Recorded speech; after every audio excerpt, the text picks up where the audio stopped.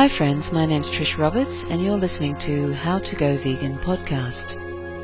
I just want to preface this by saying that I'm so very glad you've dropped by this site. I'm sure for some the topic of veganism may be very new, and what I present here will be very different to what we might encounter generally. Usually veganism is presented in a very human-centric, anthropocentric way today. If you have not thought about this issue before, it may even seem a little bit scary for some. But trust me, being vegan really is much easier than it's often made out to be. So some may ask, why create this abolitionist vegan resource in podcast form? As far as I know, there isn't one in existence to assist new vegans.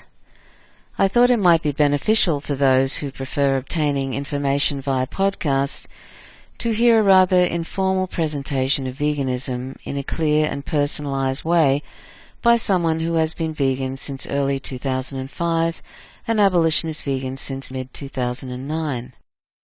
I thought it might be helpful if one can also hear a friendly voice and be able to listen to various podcast episodes in one's own time. I decided I would start with a personalised, informal introduction to my becoming vegan, just to give those who are thinking about becoming vegan or who have an interest in knowing more about it the opportunity to hear a personal take on it. What do I cover in this episode? In this episode I briefly explain the differences between being vegan and abolitionist vegan, and I go into more depth in other episodes on this site, but for now I'll start by talking just a little about what the catalyst was for my deciding to become vegan and what subsequent steps I took to bring myself in line with that ethical position. What the trigger was which made me decide I needed to immediately stop eating animal products and stop participating in the exploitation of animals. Then I'll talk a little on how I removed animal products from my diet and how I stopped using animals in my life, and I'll touch on nutrition. Then I'll talk generally about what it's like to be vegan, what we should all avoid, and I'll chat a little about why I became abolitionist vegan 4 years after I became vegan. So briefly, let me introduce veganism, the ethical position. In a nutshell, veganism is an ethical position which rejects using sentient animals for food, that's dairy, eggs, meat, honey, etc., clothing, leather, fur, wool, silk, etc., entertainment, labour, and other reasons, and that includes rejecting the position that there's a quote-unquote right or quote-unquote humane way to exploit them. The vegan ethic may sound very foreign to us because it's a new way of thinking, a revolutionary way of thinking in fact. But as the saying by George Bernard Shaw goes, all great truths begin as blasphemies. Veganism, the ethical position, runs counter to everything we've been taught about the world and about non-human animals, but being vegan is our natural inclination, something that is inside all of us when we are very, very young. It is something that almost all of us have had a predisposition to in our very early life, and tragically we lose this inclination, as we are taught to ignore it and to do the opposite. From our very early life, most of us are taught that humans are superior and that this planet and everything and every animal on it is here for our enjoyment and our use. From the moment we are born, even before we are able to understand what we are doing, society, including our family and friends, is reinforcing the belief that our preferences, desires and needs, no matter how trivial, trump the fundamental interests and rights of non-human animals. Sadly, we've distanced ourselves as a species over thousands of years from our fellow animals and from the natural world to a large extent, and we have forgotten that we are animals too. As children, we often display a natural curiosity towards other animals, and often as children our response when we find out that the food on our plates is in fact the bodies of our animal friends, we often get upset and want to stop eating them. My 2 nieces, in fact, expressed this to me when they were 6 and 8. In our very early life, before our indoctrination begins, we have a predisposition to being vegan. It isn't something that is foreign to us. It exists in us already. But most of us end up following the herd mentality. We forget our initial response. As children, we are told stories of quote-unquote happy animals on farms, with of course the omission of the reality that no matter how well those animals are treated, that they are still used as resources, and in the end they are killed. The indoctrination is so relentless, and animal use is so pervasive, that we eventually just go along with the mistaken belief, this speciesist belief, that non-human animals are quote-unquote lesser, because they are other, because they are different to us, because they do not have the supposed sophisticated cognitive abilities we have. Yes, we do not have many of the abilities that they have. Does that make us lesser? Of course not. But for some reason we do not apply this same reasoning to them. And gradually we are not able to see them as sentient beings at all. And we exploit them because they are vulnerable, and because we can. And just as with any discrimination that otherizes human individuals and human groups and makes them seem lesser in our eyes, our speciesism obscures non-human animals' very obvious sentience, their self-awareness and interest in their own life, and this allows us to use them as objects, things, and resources. But it takes a substantial and concerted effort on our part to keep up this facade and to ignore their sentience. And sometimes the truth bursts through and causes us cognitive dissonance, a great discomfort in us. And here we arrive at my story on how I awoke from my speciesist haze and became vegan. Until I became vegan, I always thought of myself as having a quote-unquote love of animals. I believe I respected them. When I was young, I particularly loved the bearded dragons who dotted ours and our neighbour's fence. As I grew older, I would be horrified if I heard about any instance of animal cruelty and abuse, and if I found an injured or lost animal, I would do my absolute best to do something to help those animals. In retrospect, I obviously recognize their sentience, but like so many today who are not vegan, I was making arbitrary, moral distinctions between those I shared my home with, or those who lived in my garden, or in forests and national parks, and those who were on my plate. But all these sentient animals, whether they be a dog or cat who share our home, or a pig, sheep, goat, cow, or chicken, just like us, they have self-awareness, individual personalities, likes and dislikes, they form relationships with others and the world, they love their life and care for their young, and they do not want to suffer and do not want to die. And whether we want to admit to ourselves or not, whether we believe it or not, the truth is there is no moral difference between us and any of these species. During my life I've always had an interest and involved myself in human social justice issues. I saw myself as a believer in justice and non-violence. This was a view I had of myself. It was only until I became vegan that I realized there was a whole huge area of my life where I completely lacked insight. Until I became vegan, I had a very human-centric way of viewing the world, and as a result of that, I had a very limited and discriminatory view of justice and non-violence. I was completely deluding myself. To realize this later came as quite a shock for me, and I will explain how this unfolded.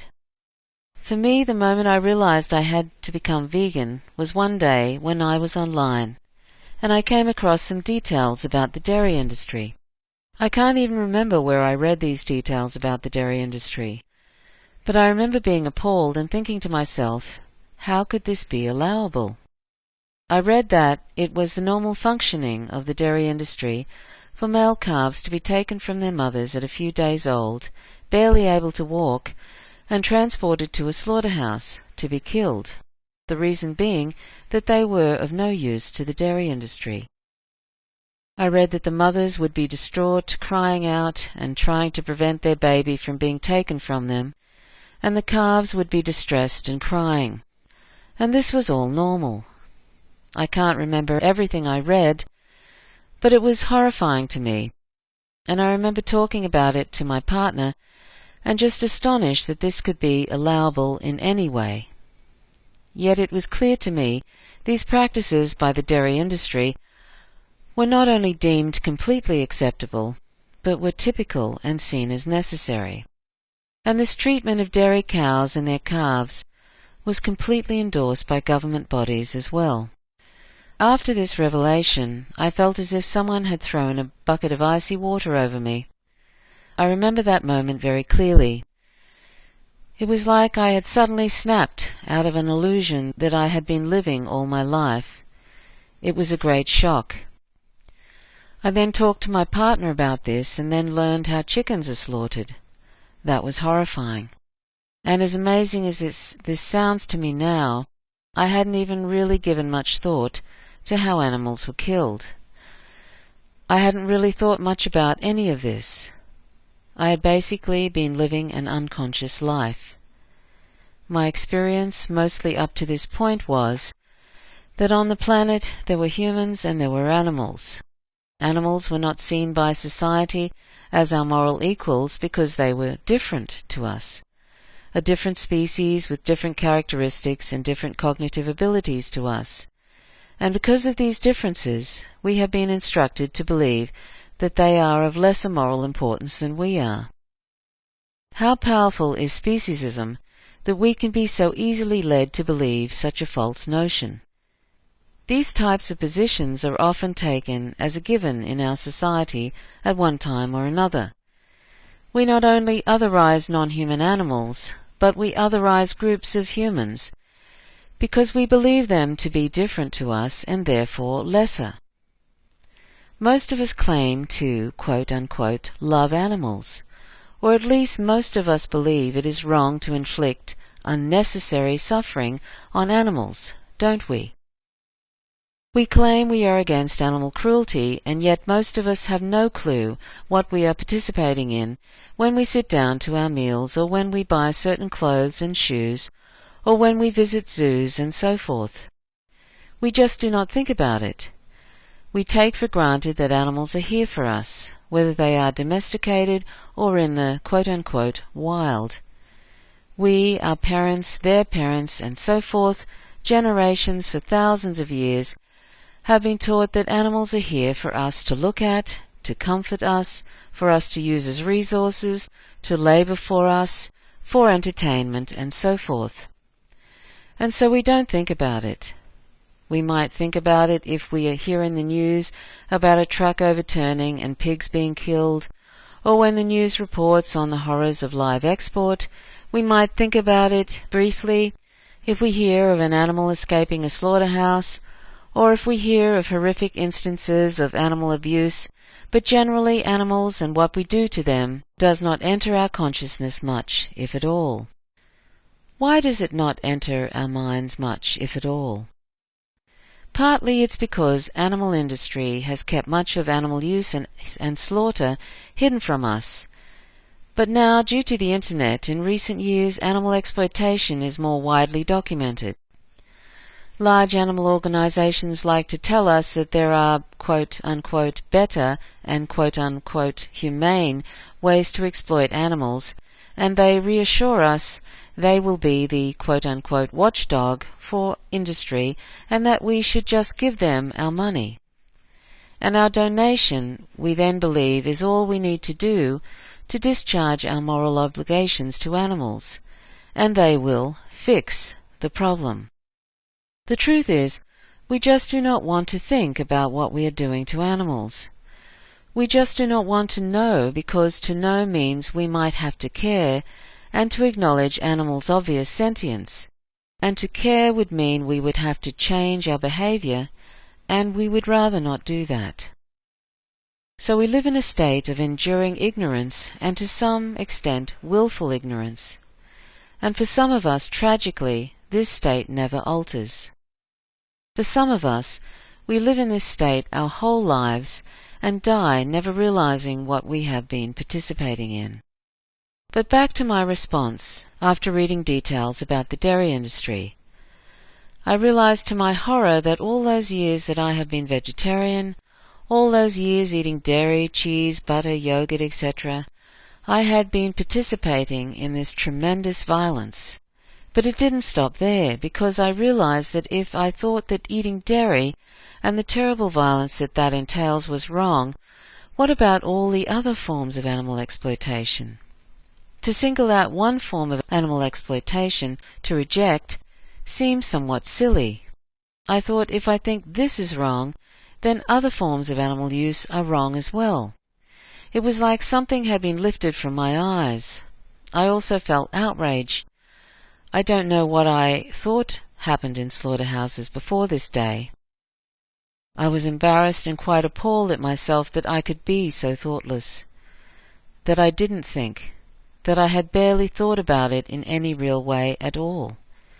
It might have crossed my mind briefly when there was some incident involving animal cruelty, but I, as so many others do, had pretty much taken for granted the whole situation of animals being exploited as normal. As far as I knew, everyone viewed them this way, and there was no question about whether it was morally justifiable or not to use them. It had been completely normalized, so much so that questioning it for most people would seem ridiculous. So on this day of my awakening in early 2005, it was a few months before Donald Watson, who originally coined the word vegan in 1944, died at age 95. On this day, my partner and I decided that we must stop using animal products. I had never really thought about veganism. I had heard the term vegan a couple of times. I had some idea what it meant, but I really didn't know much. I really can't remember much about how I went about removing animal products and animal use from my life, but I remember doing research online, and it was relatively simple. Within a short period of time, I was eating a diet of whole grains, legumes, fresh peas and beans, lentils and other pulses, pasta, a wonderful array of vegetables and fruits, berries, nuts and seeds, and the combinations were unending. There were some minor hiccups on how my decision to be vegan was received by my relatives, and I'm sure some still don't understand it or want to understand it, but my mother in particular was very accommodating, and when we would visit, she would provide vegan food for us.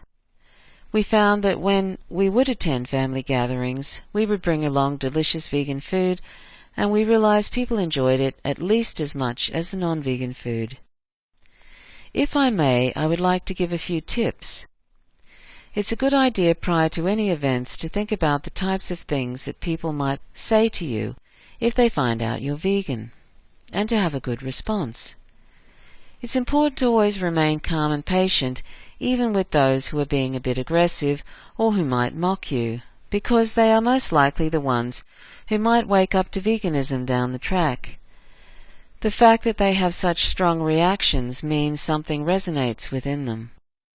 So remain calm, and if they continue to be aggressive and are not listening, just excuse yourself from the conversation. It is very important to not introduce a discussion about veganism while people are eating animal products. That is the least likely occasion where someone will be receptive to the message. Another important thing to remember is to never forget that almost all of us were all non-vegan at some point in our life. Some who claim they are vegan sometimes make misanthropic remarks to non-vegans, but this is counterproductive and a form of violence. The abolitionist vegan movement is about non-violence. It is not helpful at all, and it is hypocritical to humiliate, hate, and demean people because they are not vegan, particularly since the non-vegan public are our target audience for vegan education. As far as research online goes, I would not recommend any sites from large animal organizations because of their moral confusion, their promotion of regulation of animal exploitation and single-issue campaigns, and because they do not promote veganism, if at all, in any clear, morally consistent way. But I'll talk about this issue later, as it's a very important one. But back to the issue of removing animal products from our diet. That was quite easy because there are many yummy and healthy plant-based alternatives for dairy. We realized that we would need to do more cooking, and although I wasn't really much of a cook at the time, I found that there's lots of easy vegan recipes, and my cooking skills improved greatly within a year. I found there were thousands of excellent recipes online which were delicious. Now I'm quite a good cook and can make delicious Indian curries, soups, pastries, cakes, and the list goes on. Never let it be said that vegan food is boring. It just isn't. Many years later, I'm still learning about new recipes and ways of doing things, and I enjoy veganizing recipes as well. As well as removing animal products like dairy, meat, eggs, honey, and so forth from my diet, I removed animal-sourced clothing and leather footwear from my life, and over time anything else I noticed. Something we need to understand when we decide to go vegan is that the key to a successful transition and to remaining vegan is to thoroughly internalize the ethical position. Then it isn't difficult to endure a little discomfort sometimes or a little inconvenience. And it isn't difficult to remove leather shoes or woolen coats or silk or any animal-sourced product from our lives. And the longer we are vegan, the more profound this position becomes. Wearing the skin of a cow or any other animal would be as repulsive and morally objectionable to me now as it would be to wear the skin of a human or own an item which is made of human skin. I just couldn't imagine wearing someone's skin on my feet anymore. So this decision of mine was reinforced after I did some research online and realized the tremendous violence involved in the production of silk, wool, leather, down, and so forth. And after this research, it was not difficult to abandon those products. And after a year, I was already leaning strongly to becoming abolitionist. It was only when I became abolitionist in mid-2009 and consolidated my position that the issue of how animals were treated was no longer an issue because the problem was that they were being used at all. That was the issue. As I've mentioned, and I repeat it often because it's so important, the key to becoming vegan and staying vegan is to internalize the ethical position, and that's where informing oneself by reading morally consistent animal ethics material and books by authors who advocate that veganism as the moral baseline is such an important part of becoming vegan. But I will talk about the issue in more depth in other episodes. There is an entire section dedicated to this issue of abolitionist veganism. As someone said once, quote, "I am vegan because after much learning and thought about the issue, I have come to see enslaving, exploiting, or intentionally killing an animal as morally equivalent to enslaving, exploiting, or intentionally killing a child. The only difference is one is socially acceptable and the other is socially unacceptable. That may sound shocking or extreme to some people, but it is only because we are so acculturated to devalue sentient non-human beings to the status of things. What is truly extreme is the violence of intentionally killing 1 trillion land and aquatic animals annually globally for unnecessary food preferences alone. Unless you consider non-violence and justice to be extreme, veganism is not extreme." I think that quote expresses my feelings on the issue very well. And now I'll briefly talk about the issue I next investigated as a new vegan, and that was creating a balanced diet so that I obtain the maximum amount of nutrition. Firstly, let me share with you a part of a statement by a mainstream organization, the Academy of Nutrition and Dietetics, about a vegan diet. Quote, "It is the position of the Academy of Nutrition and Dietetics that appropriately planned vegetarian diets, including total vegetarian or vegan diets, are healthful, nutritionally adequate, and may provide health benefits in the prevention and treatment of certain diseases. Well-planned vegetarian diets are appropriate for individuals during all stages of the life cycle, including pregnancy, lactation, infancy, childhood, and adolescence, and for athletes." End quote. But despite this, we see a lot of misinformation and disinformation about whether or not a plant-based diet is healthy.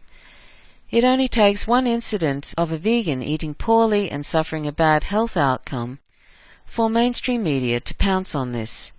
And mainly that's because animal industry is a very powerful and influential industry and pays for advertising in these media sources.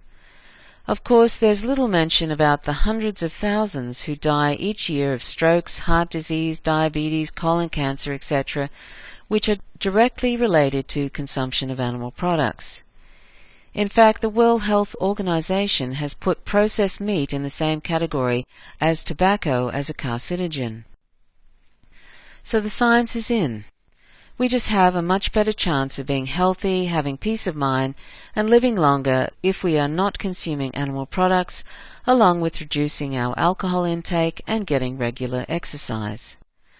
The truth is, a balanced plant-based diet is completely healthy. But anyone can eat an unhealthy, unbalanced diet. For optimum health, one needs to plan a balanced nutritional diet whether one is vegan or not. I wish I had known the truth about the real impact of animal product consumption on my health when I was younger. I thought I had a reasonable understanding of nutrition, having been a health professional, but just like most people, I had been fed a lot of misinformation. Even health professionals are misinformed or underinformed. Curing rather than prevention is often the approach of Western medicine.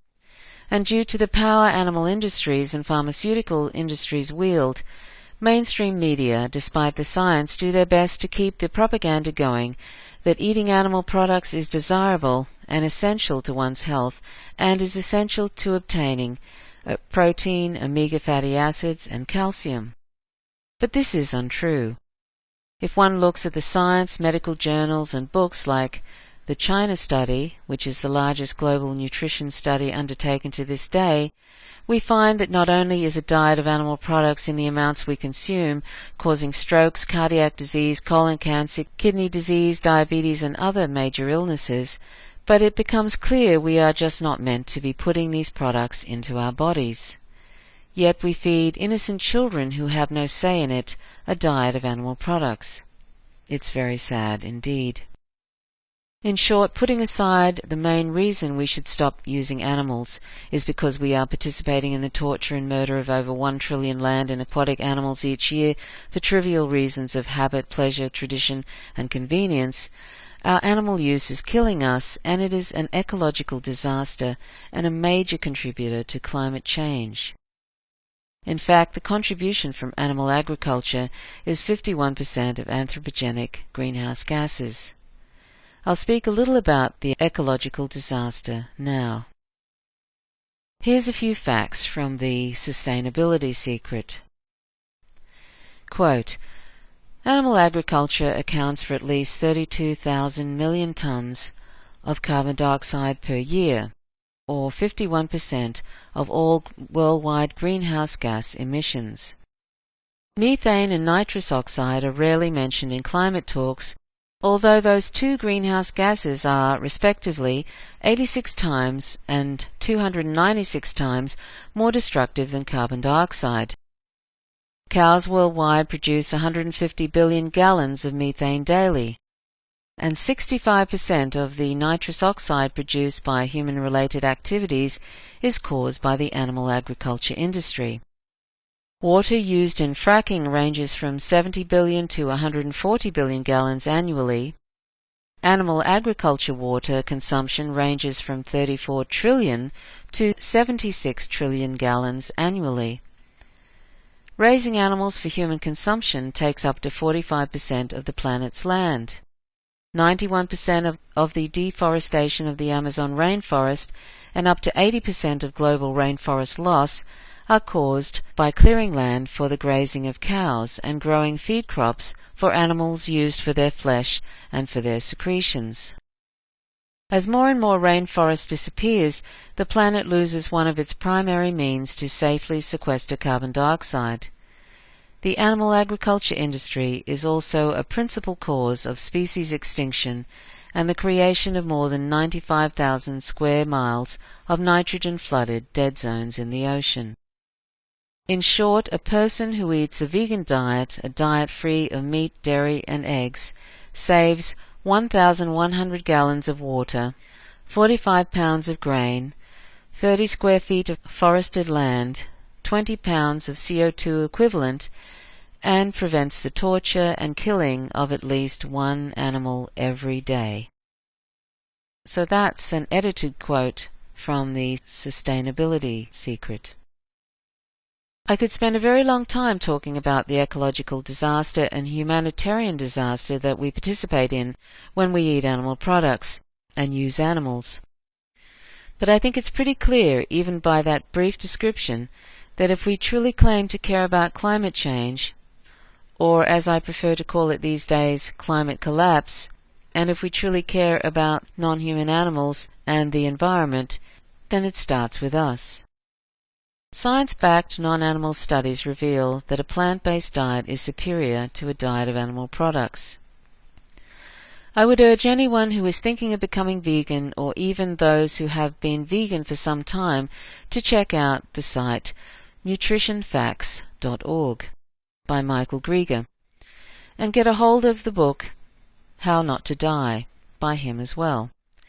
And a quick disclaimer, please note I do not necessarily endorse any individual, organization, social media page, group, opinion, or site that I mention on my site, nor do I in any way financially profit in my vegan education efforts.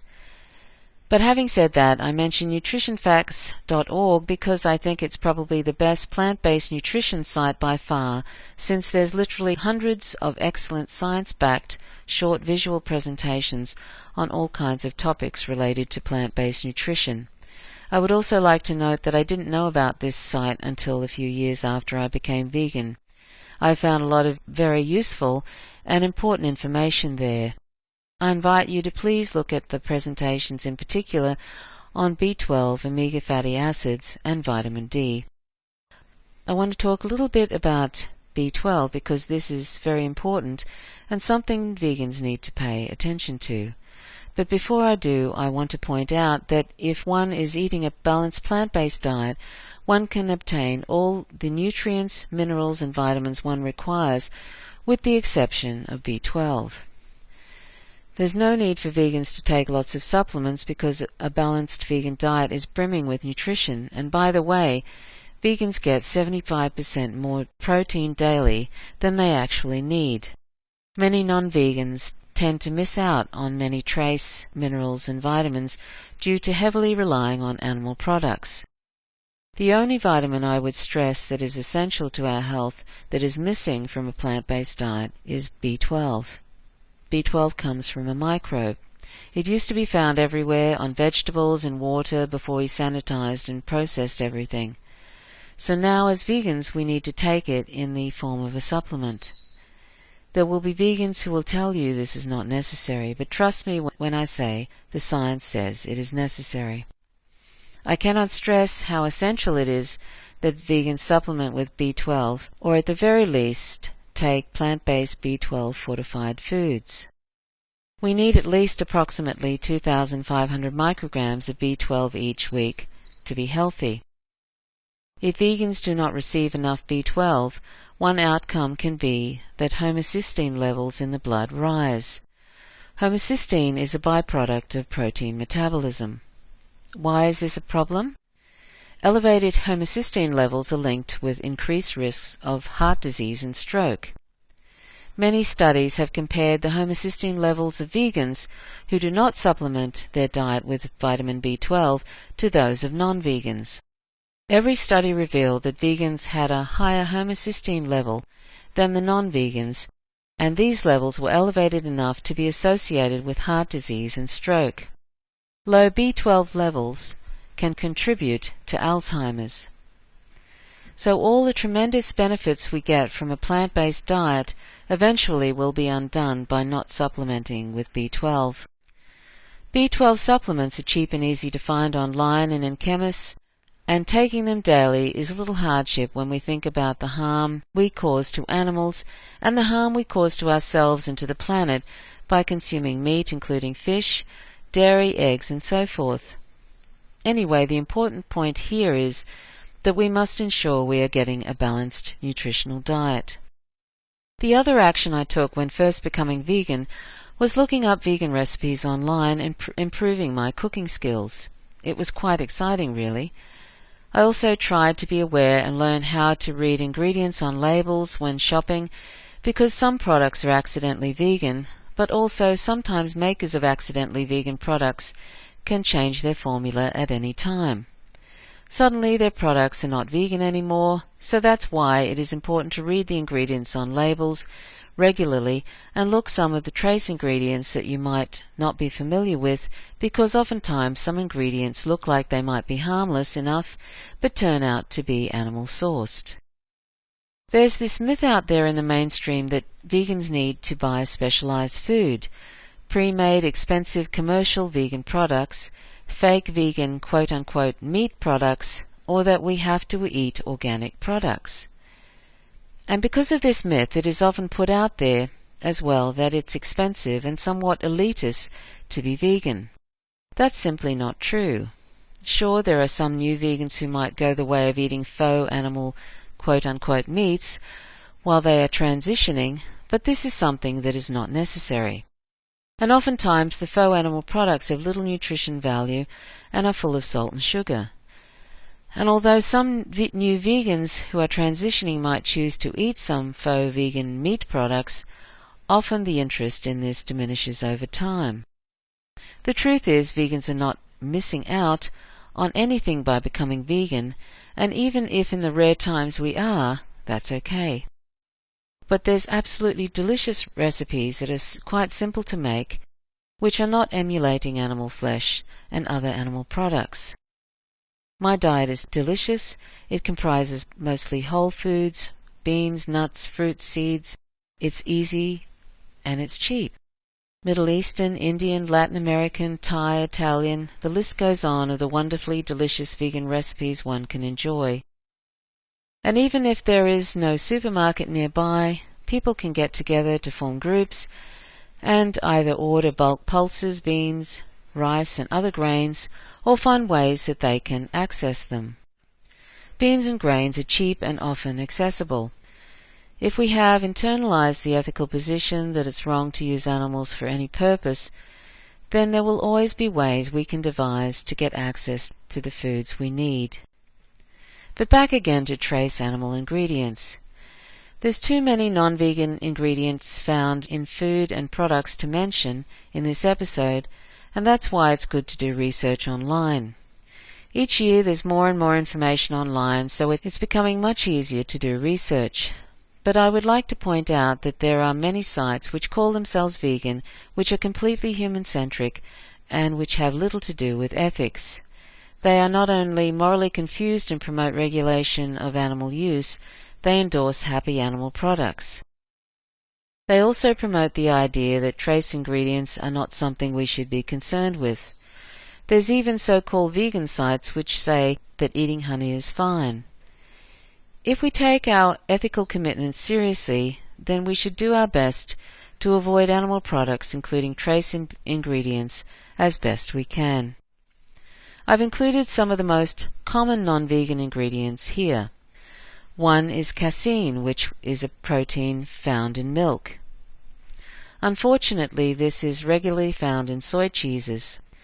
Carmine or cominic acid, also known as cochineal, natural red 4, C175470 or E120, is made from crushed cochineal insects. The insects have bright red shells. They are also used as a red food coloring. Beeswax is another one. This comes from honeybees.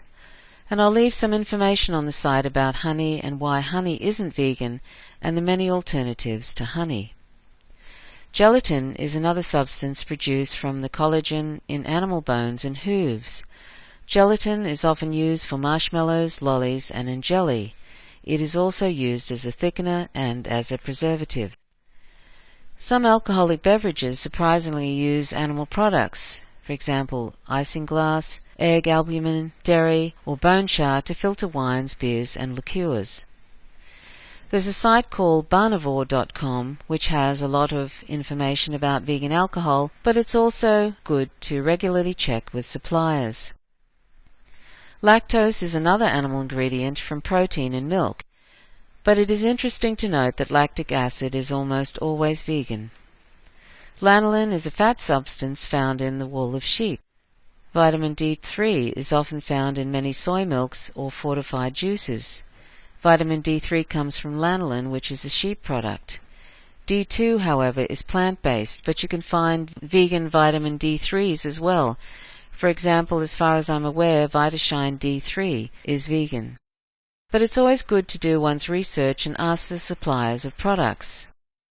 And if I may give some advice, anyone, whether vegan or not, should consider having one's vitamin D blood levels taken every year or so to see if one is D deficient. Because today there is widespread D deficiency even for people who would assume they are receiving adequate sunlight exposure.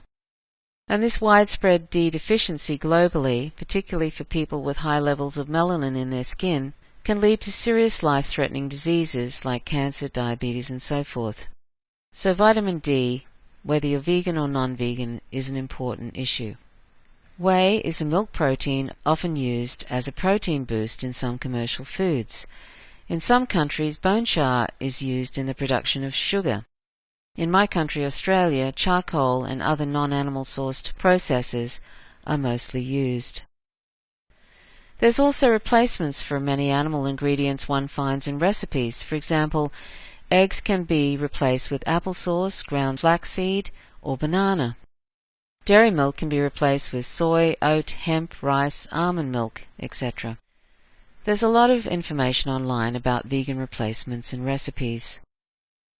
Now I'd like to talk about an impulse one can have after becoming a new vegan. Sometimes when one first becomes vegan, there can be a strong impulse to want to help stop violence against animals. And while that's a good impulse, we can get drawn into counterproductive, speciesist, and even destructive and violent ways of trying to achieve this. We think becoming involved in large animal organizations will help direct us. I would like to warn against this. Large animal organizations can seem very glamorous and exciting, and can feel like they provide a kind of supportive anchor as a new vegan. But sadly, large animal charities have become all about themselves and their bottom line. Any motivation they may have had in the beginning has been buried under fundraising single-issue campaigns to keep their bloated organizations afloat. I'm not saying that everyone working in these organizations has bad motivations, not at all. But one must consider that many employees and supporters of these large animal organizations, and who claim to be vegan, must have a certain level of speciesism to be able to promote regulation of animal exploitation and to endorse what abolitionists like to call quote-unquote happy animal products or quote-unquote happy animal exploitation. The fact is that all large animal organizations do not have veganism as their moral baseline. They speak out of both sides of their mouths, claiming that on one hand we should not use animals at all for any purpose, or that there's no such thing as quote-unquote humane animal use, but then they regularly promote regulation of animal exploitation, welfare reform, or worse, promote, endorse, or profit from the promotion of quote-unquote humane animal products, welfare labels for animal industry. For example, Freedom Foods, or the 5-step animal welfare labels. You will hear representatives of these so-called quote-unquote animal rights organizations claim that they have to be quote-unquote pragmatic, or they will say that quote-unquote eating a little less meat, which is called reducitarianism, is beneficial, or that quote-unquote reducing cruelty is on the way to abolition of animal exploitation. But all these positions are speciesist and wrong-headed and involve violence. If history has taught us anything, we have had animal welfare for over 200 years now, and little has changed. In fact, greater numbers of animals are being exploited in more horrific ways than ever before. But if you are not convinced and think that welfare regulations protect animals from unnecessary cruelty, and that you believe this is a good thing, the simple fact is, no, it does not protect animals. Aside from the fact that use itself is unnecessary, since we can be vegan, and almost always involves harm, welfare regulations do almost nothing that owners of animal property wouldn't already do to protect their property. Even in cases where producers want to protect their animal property, it is not cost-effective to prevent frequent and extreme cruelty. The very nature of animal exploitation is abusive and cruel. Producers accept as a cost of doing business some loss of life from cruelty. Dozens, if not hundreds, of undercover videos of employees and slaughterhouse workers torturing animals show this routine, quote-unquote, cost of doing business, cruelty. In addition, animals bred for human uses are almost always genetically modified to suit the purpose of their use, and this often causes severe harm to the animal due to extreme weight or extreme egg or milk production capacity depleting them of nutrition. Combined with the fact that animals confined in unnatural conditions during their lives and slaughter itself is cruel and terrifying, animals live lives of pain and suffering even in the quote-unquote best conditions. In the worst and most common conditions, such cruelty is unimaginable. And yet again, our use of their bodies and fluids is completely unnecessary.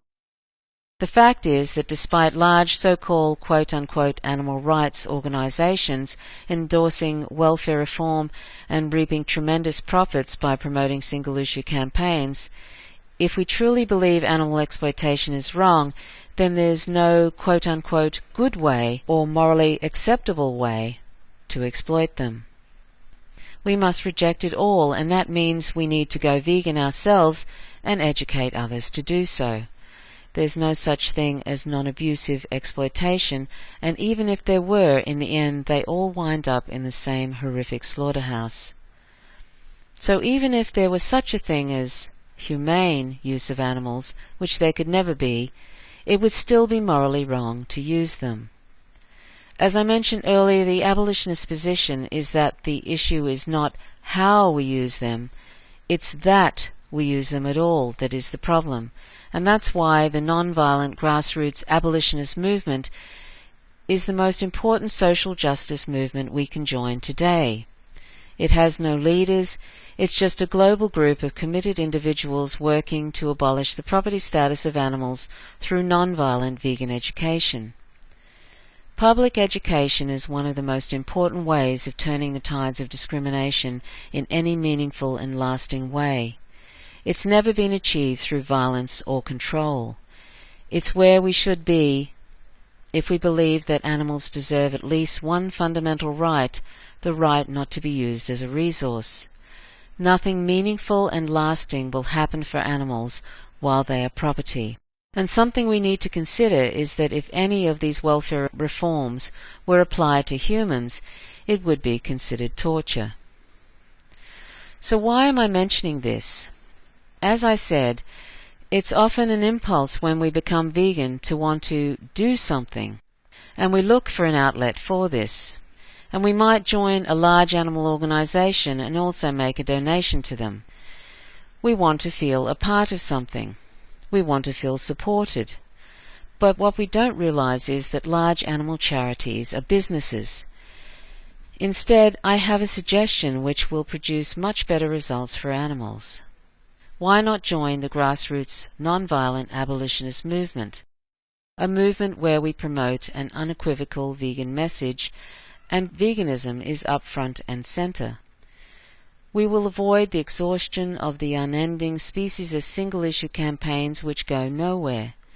We will avoid the unending undercover investigations which put forth the idea that there's a better way to exploit animals. Hopefully, we want all exploitation to end, and we recognize exploitation, no matter how humane we claim it to be, is all equally morally wrong. That's what we owe other animals, a clear vegan message. I would urge anyone who becomes vegan to not waste their time and money with these counterproductive single-issue campaigns and with large animal organizations. I would urge anyone new to becoming vegan or who is not familiar with abolitionist veganism as a concept to read some of the recommended books I have linked to on this site to understand the ethical position clearly. That will stand you in good stead if ever there's societal pressure or pressure by friends and family to abandon veganism. Contrary to most of the misinformation out there in the public sphere, vegan is not a diet, it's not a fad, it's not a health kick, it's not optional, it's not about reducing cruelty, it's not daunting, or purist, or extreme, or crazy, or a lifestyle, or a personal choice, or a matter of personal morality, or personal purity. It's not consumerism, it's not a religion, and it's not forcing one's own personal beliefs onto anyone. It's a justice issue, just like any issue which addresses the objectification and exploitation of any sentient being. It's an ethical position which recognizes the sentience of non-human animals, recognizes them as moral persons, and recognizes their very basic right not to be used as a resource, as property. So let's keep this in mind when we see the far-reaching arms of large animal organizations trying to rope us into their moral confusion. It might look good, but as I've said, they are businesses, and ethics and animals have taken a backseat to their fundraising. And let's also remember that there is no species that is more morally important than another, and there's no form of animal use that is worse than another.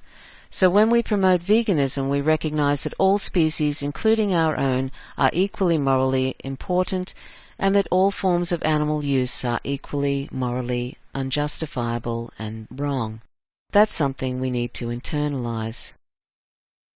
As abolitionists, something else that is important is, as a logical extension of justice, we need to reject all forms of discrimination. Racism, sexism, heterosexism, classism, ableism, and so forth. Why? Because if we reject speciesism, as a logical extension, we should also reject any discrimination which causes violence, because all discrimination is based on otherizing individuals based on irrelevant criterion such as race, sex, sexual orientation, class, and so forth. All forms of discrimination are connected, and it's logical we should reject any discrimination which otherizes any sentient being, no matter what group they belong to, whether they be human or non-human. That's part of the abolitionist vegan ethic.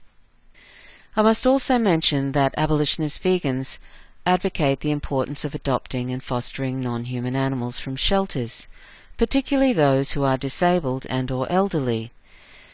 We created this mess for them, and we have a moral obligation to care for these refugees of domestication. We also advocate supporting the non-human residents of farm animal sanctuaries. We urge sanctuaries to clearly promote veganism. One sanctuary which does this is Peaceful Prairie Sanctuary in Colorado in the U.S. I'll talk more about why it's important for sanctuaries to have a clear vegan message in another episode. In conclusion, I'd just like to say that for many of us who become vegan, it has a profound and wonderful impact on our lives. It certainly has for me. But it's not until some time after we go vegan that we fully realize how profound and wonderful it is. Veganism is a great gift. It is the solution to many of the world's problems today, not the least of which is that if we think we can oppress and exploit the most vulnerable in the world today, non-human animals, then clearly our behavior, our injustice, and our violence doesn't stop there. Being vegan doesn't make us special or superior. Not exploiting non-human sentient beings is the minimum standard of decency. We never had the moral right to exploit these innocent sentient beings whose only crime is that they were born in other species. Becoming vegan and refusing to participate in their exploitation and murder, no matter how humane the claims might be, is the least we can do. So I'll leave it here. I've lightly explored a number of issues. I hope I've done so in a clear way in this introduction. Hopefully, I've given you some helpful information on my personal experience of becoming vegan and associated matters. I'm not an expert by any means. I don't claim to be. I'm not an academic, nor do I follow any individual or belong to any group or organization. And I'm not peddling anything. I'm just a person sharing my experiences on what I consider important and helpful information in relation to veganism and being vegan, and that is my intention for this podcast. I hope some of my years' experience as an abolitionist vegan has given some insights that you might find beneficial. My apologies if I have unintentionally misrepresented any issues here. It was not intentional.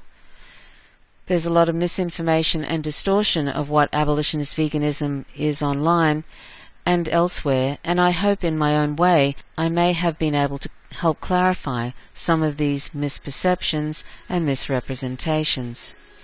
There's a lot more I could say here, but I'll elaborate on various issues mentioned here in other episodes, and I hope you will investigate further in the links I have provided. I am sure that becoming vegan will turn out to be one of the best decisions you make in your life. It certainly was for me. It's not an exaggeration at all to say this. It's not all we need to be to live a non-violent and just life. It's a first step, and it's certainly what we all need to be if we ever expect to enjoy peace on this planet. It is my pleasure and privilege to be able to share this information with you. Thanks for listening. Bye for now.